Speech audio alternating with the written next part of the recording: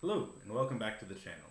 I know it's been a very long time since I've made videos, but I am returning. 2 years ago I moved, and that's what put a stop to all the videos, and then I was trying to adjust, but irrelevant. Today, I don't want to talk to you about that. Today, I want to talk to you about the game Vampire the Masquerade 5th edition. Now, I know this came out about 6 months ago at this point of recording, and I played it around that time, but then I never got around to recording it because I never did.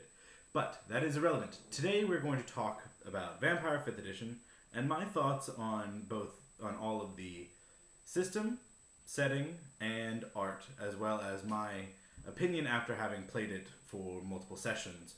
And let's just dive right on into it, starting with the system.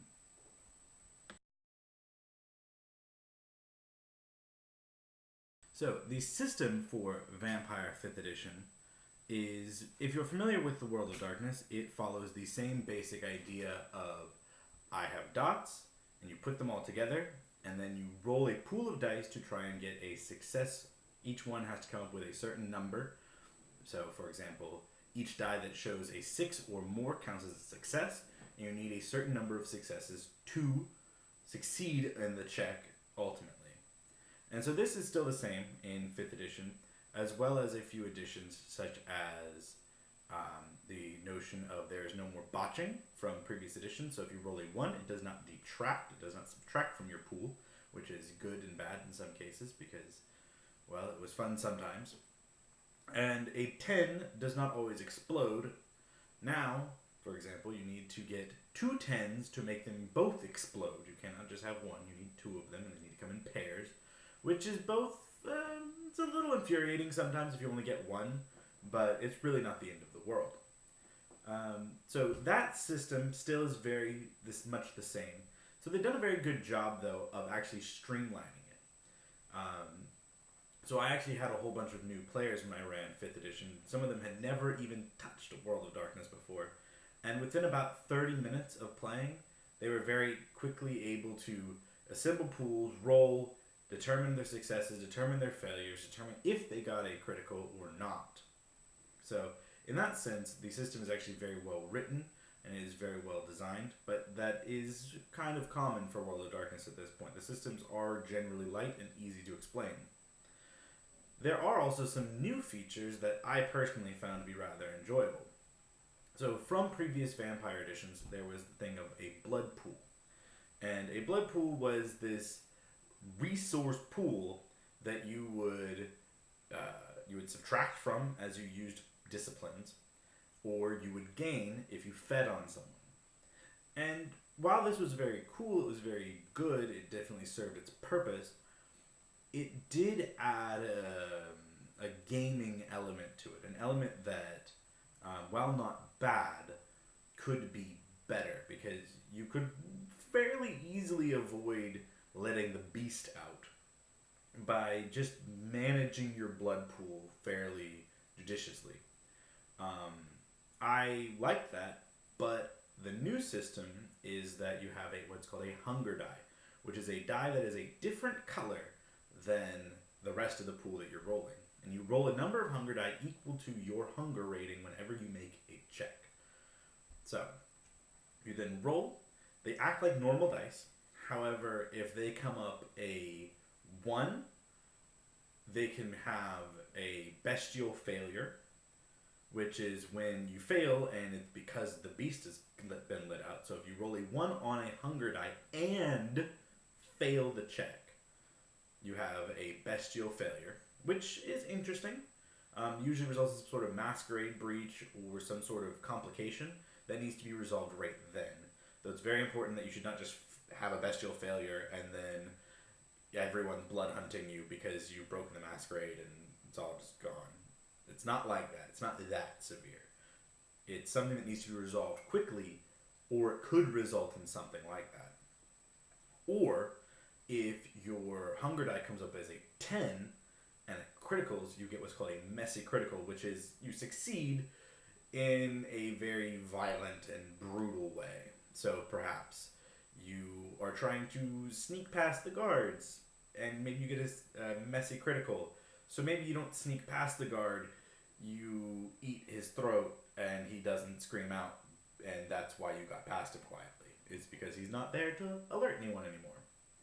So the system is actually very easy to use, and a lot of the optional rules within the book are also very conducive to play. So, for example, one of the ones I really enjoyed that I used when I've been running is combat taking 3 rounds. That after about 3 rounds, a victor should be easily determinable. So, for example, I had my players, they had to raid an Anarch bar. And while they were there, they got into a gun battle and a little bit of a knife fighting and some discipline use. But after about 3 fights, 2 of the Anarchs were down, none of my players were down yet. And so I just had the Anarchs give up. They surrendered. They, we don't want to die for this. We give up. Like, we're done. Like, you take what you want, take your prize. We're not going to stop you. We don't need to. No more blood needs to be spilled. And I actually really like this because after about 3 rounds, that's when my players started to kind of get a little samey, in the sense that they're rolling the same pool. They're rolling the same pool. Their narration kind of hits the same, same beats. So the 3-round combat actually really worked nicely for them because at about the time they started getting less interested in combat was over. And they were able to move on to the next thing. And so these things, a lot of these optional rules really worked well. Now some of them are a little too narrative for my liking. There's a one die roll combat, which I think is a little too simplistic, but it would definitely have its places, especially if it's like a one-on-one combat where only, where the other 3-4 players might just be sitting there as observers, or you really just need this side thing to get resolved quickly. Maybe one of them starts a bar fight with someone. A 1-die roll would be, a very quick and easy way to be able to push into the narration element and then push to the resolution and the consequences. So this really worked well.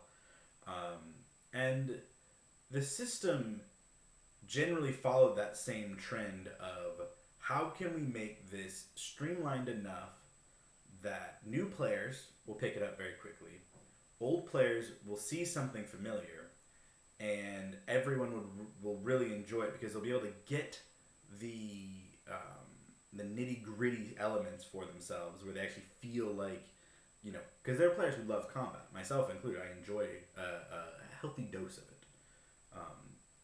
So a system that really allows me to get it, play it for 20, 30 minutes of real world time, but then move on to the narration, I feel is a very strong and important element of a system. And everything else is very similar. Disciplines were much the same. The disciplines are now broken up, still the same, but now each level might have different ones that you can pick, which also had some weird elements because disciplines are now no longer tied to a single clan. For example, I had 3 players, all have potents, and they were not from the same clan. So that's not a problem. That is just an observation that suddenly I had a big party of bruisers that I did not think was going to happen. But in the end, everything turned out well. So on the system front, that was actually very easy to use, very conducive, and another element was the combat. With the combat was also that when you roll, I attack and the other person attacks, and whoever wins deals that damage to the other one. So there's no more of this, it's my turn, I attack you, it's your turn, you attack me. It's we both roll our attacks, and the one who rolls the most deals that excess damage to the other one. So combat actually moves a lot faster. It is a little weird, because you do have to get into this more narration mindset when you're doing the combat, because you are having to step away from a very tactical combat. You can go back to the older way, where I attack, you attack, I attack, you attack. But it gets a little messy because the system was not designed with it. There are optional rules for more advanced combat with it, but I feel that it prolongs combat unnecessarily. So that pretty much wraps my opinion of the system is that it very streamlined, very smooth, very fast, and it seems to work exceedingly well. So now we're going to move on into setting. Now, the setting for the new 5th edition Vampire the Masquerade is just an evolution of previous renditions. The Camarilla have become more destabilized. They do hint at elements of things that did happen. So, like the perceived elements of Gehenna. Some people question if Gehenna has happened, if it's going to happen later, because things did go terrible for Kindred. You know, the Second Inquisition, which was pretty much nations of the world banding together behind the Papal States, or not the Papal States, I'm playing too much medieval Total War, behind the Pope, and they went on a crusade, for lack of a better term, and burned out tons of havens. They hacked into things like ShrekNet, which was the Nosferatu information network, and then gained lots of information and burned haven after haven after haven. And so the world of the new Vampire is similar. There's a lot of the same, the hunters being hunted. The hunter being hunted actually much more pronounced now, because now vampires are having to, instead of just not get caught, they're now having to actively work to not be caught, in the sense that before they could still go and do things. They could still get on planes if they have private airports, things like this. Now they have to be much more careful, because obviously in a world that we live in today, where everyone's got cell phones, there's video cameras everywhere. I mean, you can't get away from technology. Vampires are trying desperately to do so, because it's really the best way to try and slide out of people's radar. So it's really dealing a lot with this trying to hide, trying to still hunt and be a predator, but also avoid a far larger threat that has the means, if it spots you, to take you out. So that's a very interesting element to play with. Something I actually really enjoyed also about the setting is that what they've done is, if your generation, I believe it is 9th or lower, could be 10. I could have flipped it, but yes, or lower. I think it's 9th or lower. So 8, 7, 6, 5, 4. They're going insane, because they're undergoing what's called the beckoning.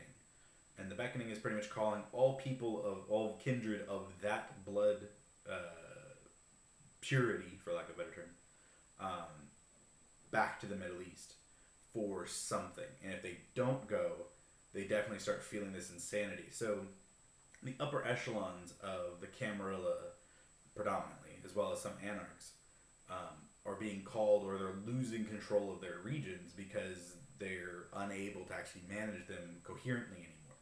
So what this has done is actually made it so that all of these lower ranking kindred, it's pretty much ancilli, neonates, and fresh bloods, or freshly embraced, can actually take and seize power and hold regions. And there could be a lot more interplay and politicking, in the sense that we're doing so from an even footing, as opposed to we have to go and try and pit this person against this person, or try and plot against someone who's actually significantly more influential than us. So the new system actually I like a lot better, because it allows for a much more fluid inner workings of the cities and of the politicking, as opposed to someone who's been in power for the last 100 years and is Primogen Council and everyone who's been established for so long. There's now been a destabilization, so everything feels new and can be shifted more or less with more believability. So I really enjoy that. The other thing that's very important is, no longer is the biggest threat, the biggest conflict between Camarilla and Sabbat, with Anarchs kind of being in the middle, doing their own thing, sometimes at odds with either or faction.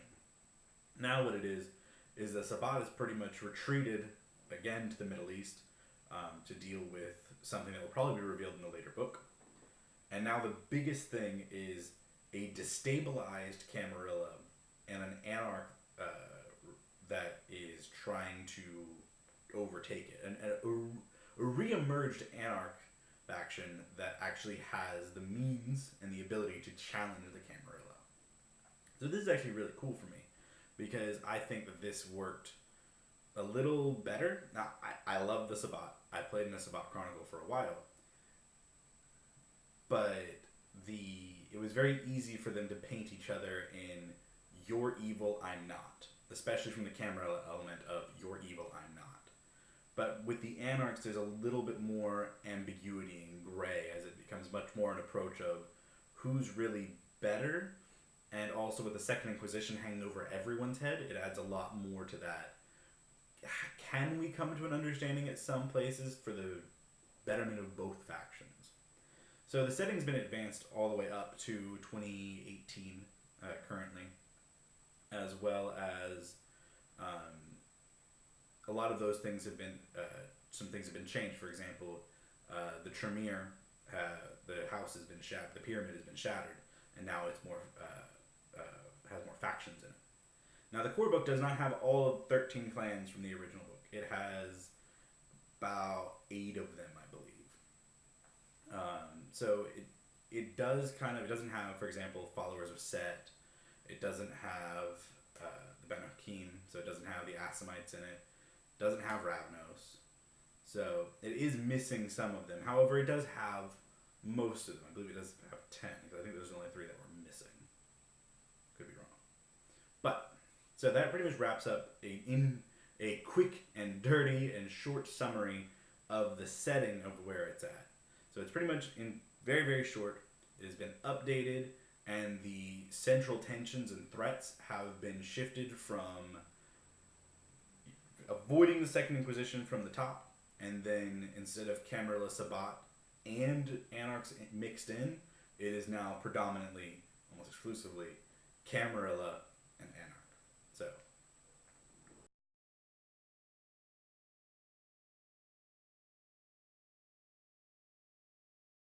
as for the art for Vampire, it's definitely unique. I personally have not seen it in a role-playing book before, but there's all the art for the most part. There are a few exceptions. Overall, the pieces are look to be heavily doctored photos, heavily modeled photos that are then digitally altered to give them a certain aesthetic or a certain overarching stylistic or appearance. And this is a bit jarring at points, because it is so very unfamiliar to us, in the sense that most games use different forms of drawing or painting, or digitally rendering, or other forms like that, where they are very clearly created from the bottom up from sketches. Whereas this one is taking the approach of taking what looks to be photos and then altering them to give them the more sinister appearances that they're trying, or using the costumes or what have you.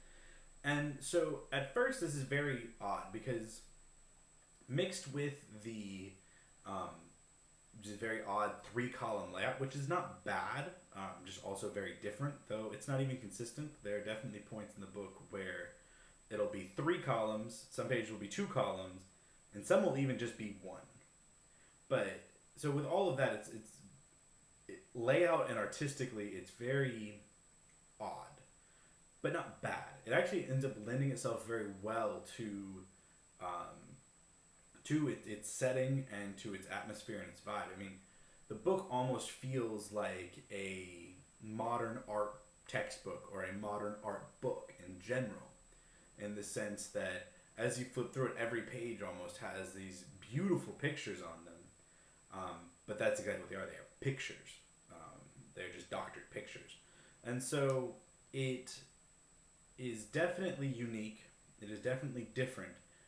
However, it actually works very well for the setting because it does give it this very urban, modern kind of feel to it that the art very easily draws you into it. It very easily pulls you into what the world is, what the artists really want you to feel in the sense in relation to the game. So in that sense, the art is actually very, very well done.